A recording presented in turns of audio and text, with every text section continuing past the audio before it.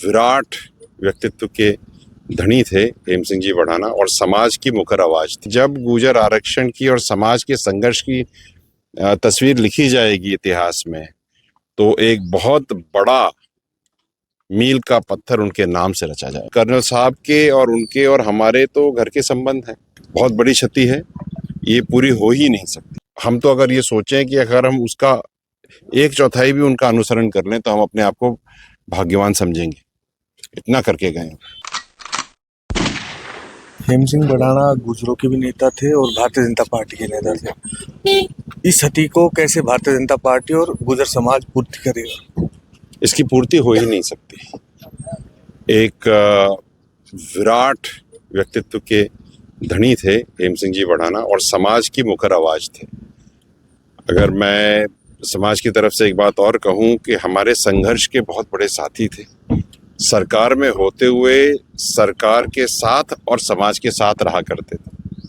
बहुत बड़ी क्षति है, ये पूरी हो ही नहीं सकती, कभी नहीं हो सकती। गुर्जर आरक्षण में हेम सिंह जी का योगदान क्या था? बहुत बड़ा योगदान था उन्होंने क्या नहीं किया।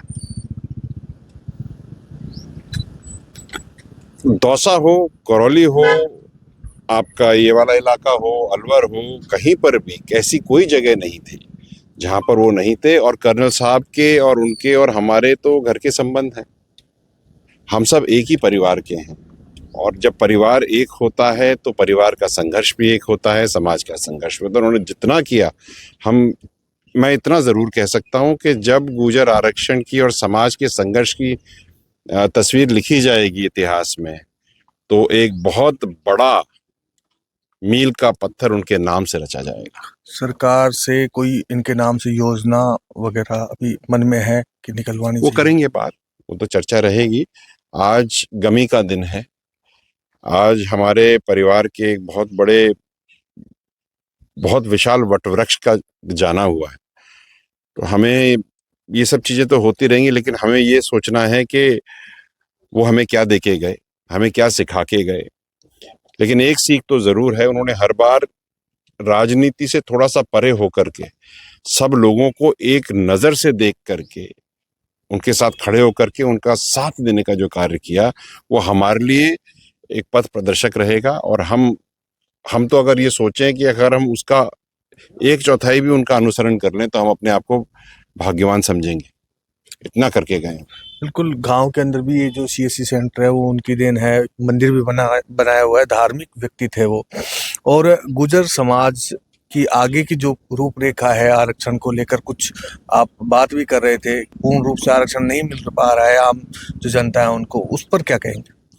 देखिए, आरक्षण की अगर आप बात करें तो आरक्षण तो लागू है 5%, लेकिन वो रोस्टर प्रणाली की चक्कर में आकर के वो नहीं हो पाता है पूरा। लेकिन वो केवल रोस्टर प्रणाली है, एमबीसी के लिए तो नहीं है, वो सब SC ST OBC के लिए भी है। तो मेरा तो निवेदन यही है कि जो आरक्षण लागू होता है वो पूरे राजस्थान के लिए होता है। तो आरक्षण का जो वर्गीकरण ना करें और एग्जीक्यूशन उसका टुकड़ों में न बांटें। जो पद राजस्थान के लिए अगर 1000 पद हैं तो 1000 पद ऊपर से ही लेकर के उनका पदों को दें, और फिर जब पद आ जाएं तो उनको भी जहां जहां बांटना है बांट लें। ये तो हो गई ये वाली बात। लेकिन इससे भी एक बहुत बड़ी और बहुत सीरियस बात यह है कि राजस्थान में एक क्षेत्र है TSP क्षेत्र, जो कि उसमें बांसवाड़ा डूंगरपुर है। ये सबसे पिछड़ा इलाका है राजस्थान का।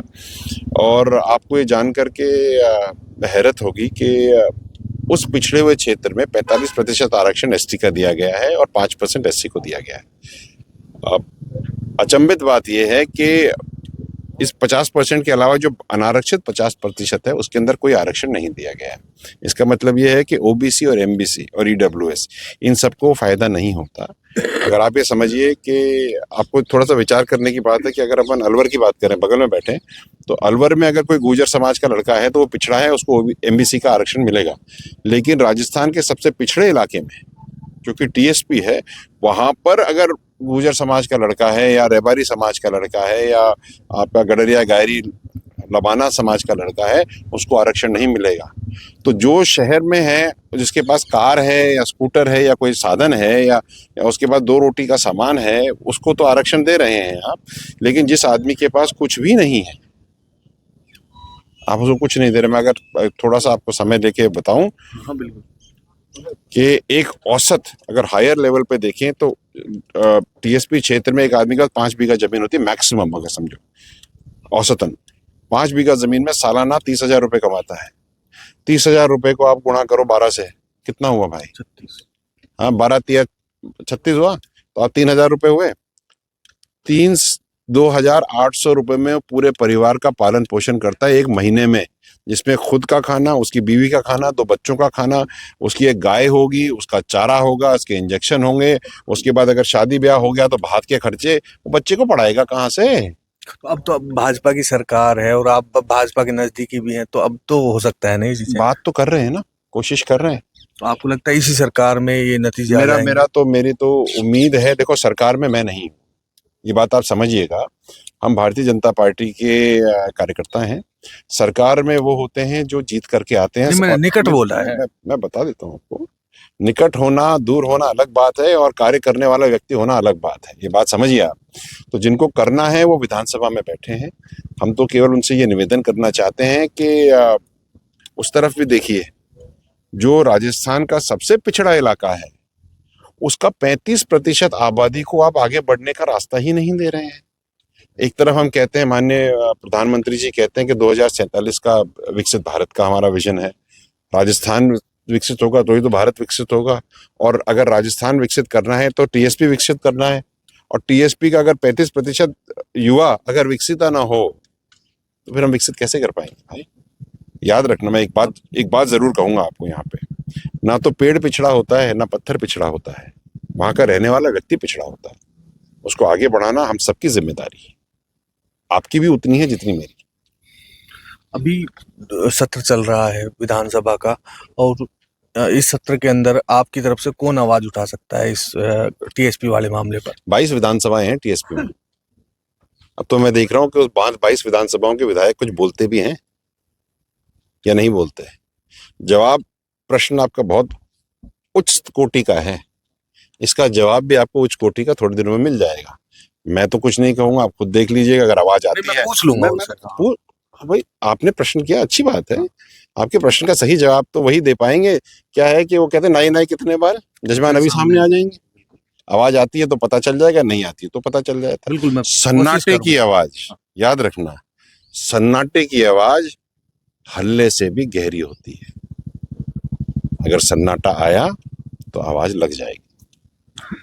ये मान लें यदि सन्नाटा आया तो फिर से जाम और प्रदर्शन होंगे। फिर वही बात, जाम प्रदर्शन की बात थोड़ी हो रही है। वहां तो टीएसपी के क्षेत्र के लोग हैं, उनको आगे आगे। अच्छा आप बताओ, आपके घर में 5 भाई हैं, सबको रोटी बराबर मिलनी चाहिए ना, अगर माँ एक बना रही है तो? हाँ बिल्कुल बिल्कुल। हाँ?